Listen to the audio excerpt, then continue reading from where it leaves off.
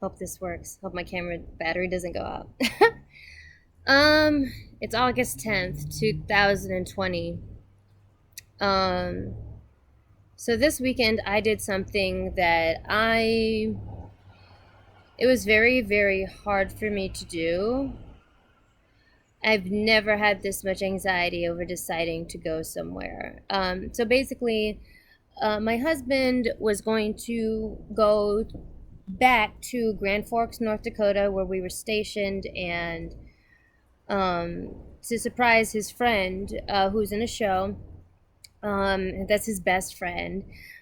She's my friend as well, but they're closer. They're best friends, and so he was gonna go and see her, and then the question was, am I gonna go? Now, I hold God, like I had so much. There's so much turmoil that I went through over the past 2, 3 weeks in deciding to go, because that's where all of my Air Force trauma happened. Um, like I remember my last day of work, like driving away from base and just crying, like sobbing so hard, and I didn't know why. Like I had no idea, like I couldn't even put it into like a positive or negative emotion. It was just emotion. Like that place just caused me so much grief. But the thing is, like, I also have friends there that I would really love to see, and I was afraid of getting FOMO and like seeing my husband out there and like taking pictures with all of our friends and everything, and I was just like, and then there's the fact that I literally just called out my former boss from Grand Forks Air Force Base for being abusive and a stalker and threatening, so threatening that my therapist um, thought that my life might be in danger, and I literally just outed her. And I know that those videos are circulating around the Air Force, and I know that like people are, I think, jumping into action about it, which is not something I actively check on. People just come and tell me. But I'm 90% sure that she moved back to that area, and so the thought of running into her was the scariest thing, because even though I did all of that, and people for some reason think like I'm super strong for like telling that story and telling the stories of others, I said in one of the videos, like I'm still fucking scared of her. I am. Like even even now, like living in New York and like seeing someone that looks like her, or seeing the car that she used to drive, like these are things that still trigger me. And I asked a lot of people advice, should I stay or should I go? I know like my psychiatrist was like, you got to think about, like, is this really a good time for you to actually, be trying to head this up? I talked to my therapist, who was like completely on board, and was like totally on board with me making all those videos and like outing that woman for everything she did. And so, but she was like, this kind of difficult question, and that's a decision you have to make. And I was kind of like, fuck. I was hoping that maybe she'd tell me what the right thing is to do. And I asked my friends. I asked my closest friends here, and one of my friends told me, she was like, I think that it would be a healing experience for you to go back to that place and to show that you're not afraid to be there, and that she shouldn't stop you from going. And that's just the thing, like, that's what pisses me off so much, is that like one person shouldn't stop me from going. But it literally, literally one person was the crux of my entire decision making, and that fucking sucks. um Especially because it's a small town, it's 50,000 people. The odds of running into someone you know are extremely high. Like, it happens all the time. um, and so after talking to my friends about it, um, and my husband, I decided that I would go. And I was like, yeah, fuck it, buy the tickets. And then the week leading up to the flight date, like, was ridiculous. Like, the anxiety attacks were out the roof. I had, I think, some almost fainting spells. Like, I'd be like brushing my teeth or like, I don't know, doing my makeup, and I'd feel like passing out. Just a sudden wave of like, oh my god, I'm going to pass out. And then like attacks that were like, they literally seized up my body. um Similar to the attacks that I had before I posted those videos about my experience in the Air Force. And so I was really, really scared. um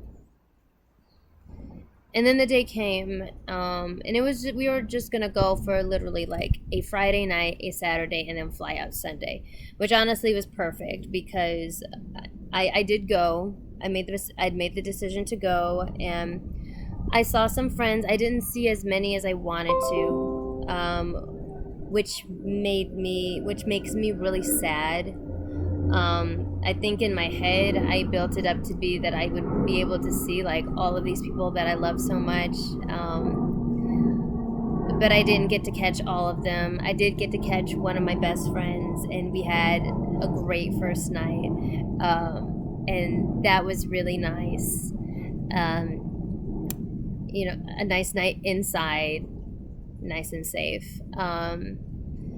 But the entire time it was so weird because I feel like I couldn't believe that I was there, and I didn't want to believe it. I feel like I dissociated so much during that trip, which literally was only a day and a half. Like, I had to take extra medication. Like, I fucking, like, anywhere I went, I was like, I'm gonna need a glass of wine. Like something, because I feel like I spent a whole day completely out of my body and just kind of like, I'm not really here. There's no way I could possibly be back here. Everything just looks so familiar. It's like I never left.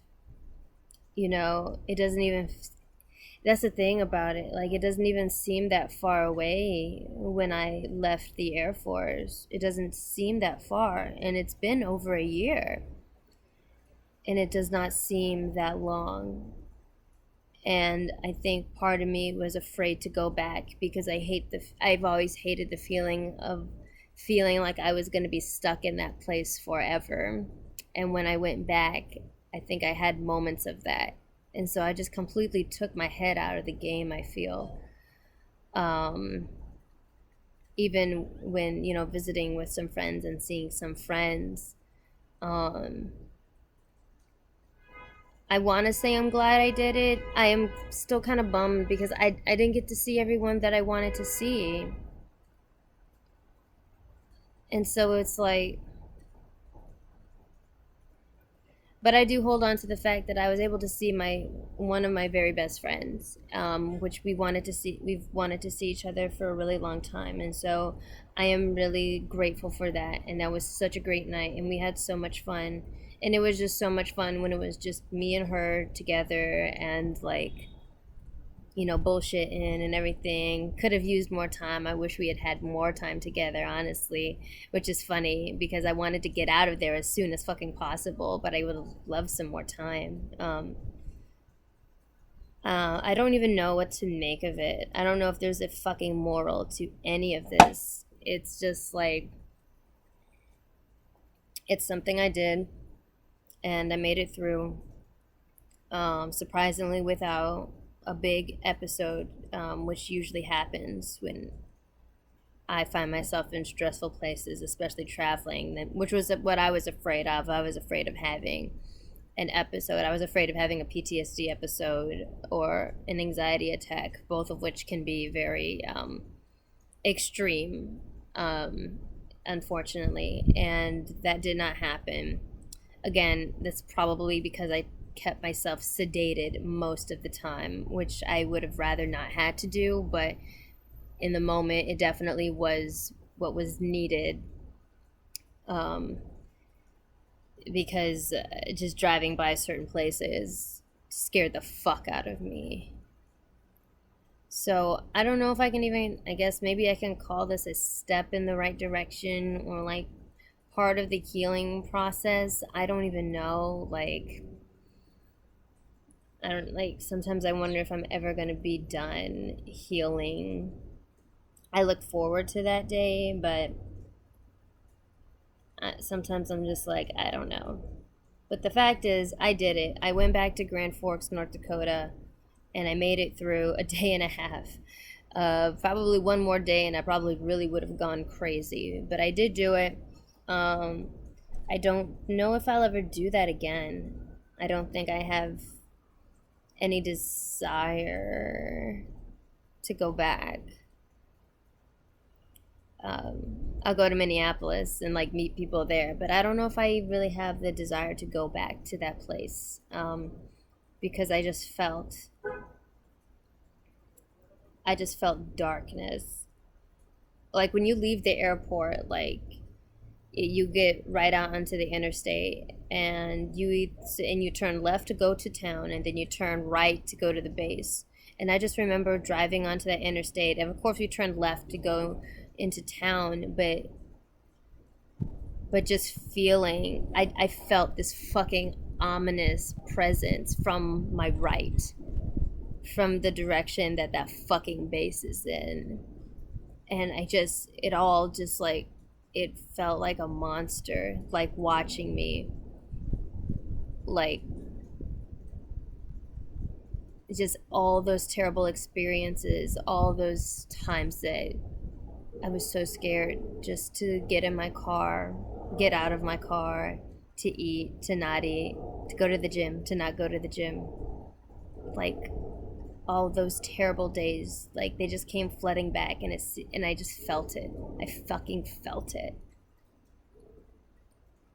And it was terrifying.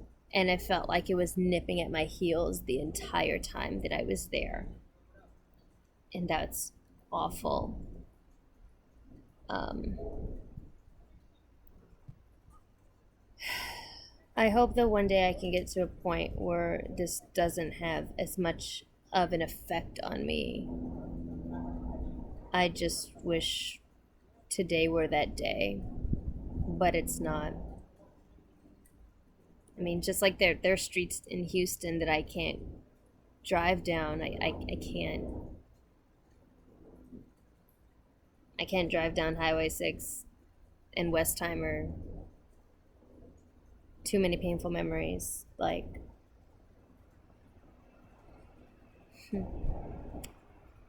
I hope a day comes where choosing to travel somewhere doesn't give me this much fucking grief. But for now, I guess this is what it is right now. Um, I guess I should be proud of myself that I went on this trip. I don't know if I am. It didn't feel like a fucking spiritual experience or anything, whatever. I just like, I wanted to have fun, and I did have fun, but everything in between, I was completely out of my body. So I don't know, but that's how that went. Um, I'll definitely think about that the next time I'm forced with a decision to have to go back to that town. And it would have to be a really, really special event, I think. But that place just holds too much darkness for me. I'm surprised that I made it back like in one piece, honestly. I'm surprised that I made it back without completely like having a meltdown in public or in our hotel or whatever.